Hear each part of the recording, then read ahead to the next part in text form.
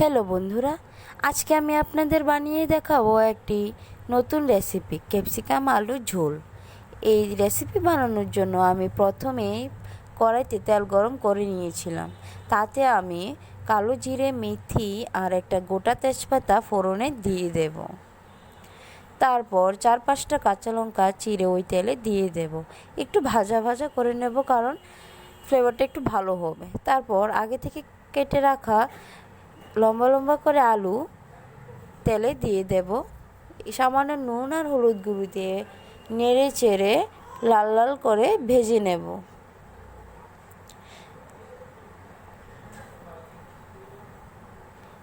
তারপর আগে থেকে কেটে রাখা লম্বা লম্বা করে একটা ক্যাপসিকাম ওই কড়াইতে দিয়ে দেব।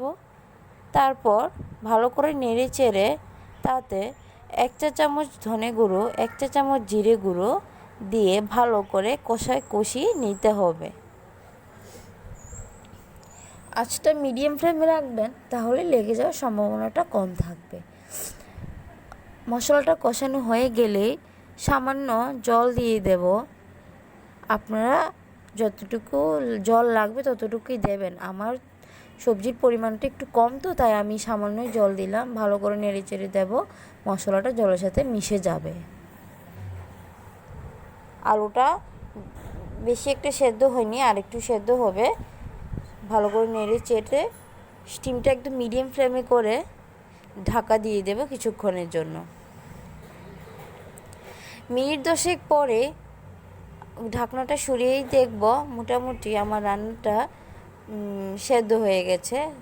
আঁচটা একটু বাড়িয়ে দেব, দেখব আলুটার ক্যাপসিকামটা সেদ্ধ হয়েছে কিনা। হ্যাঁ, বেশ মোটামুটি আমার আলুটার ক্যাপসিকামটা সেদ্ধ হয়ে গেছে। ঝোলটা একটু টানিয়ে নিলেই হলো, বাস এবার নামিয়ে নিলেই হবে আমার আজকের রেসিপি ক্যাপসিকাম আলু ঝোল। এই সুস্বাদু রান্নাটা আপনারা একবার বানিয়ে খেয়ে দেখবেন কেমন লেগেছে। আর আমার ভিডিওটা যদি আপনার ভালো লেগে থাকে, নিশ্চয়ই একটা লাইক করবেন, আমার চ্যানেলটাকে সাবস্ক্রাইব করবেন আর অনেক অনেক শেয়ার করবেন। দেখা হচ্ছে পরের ভিডিওতে। আশা করি আপনাদের এই ভিডিওটা অনেক হেল্পফুল হবে। ধন্যবাদ। আপনারা ভালো থাকবেন, সুস্থ থাকবেন। নমস্কার।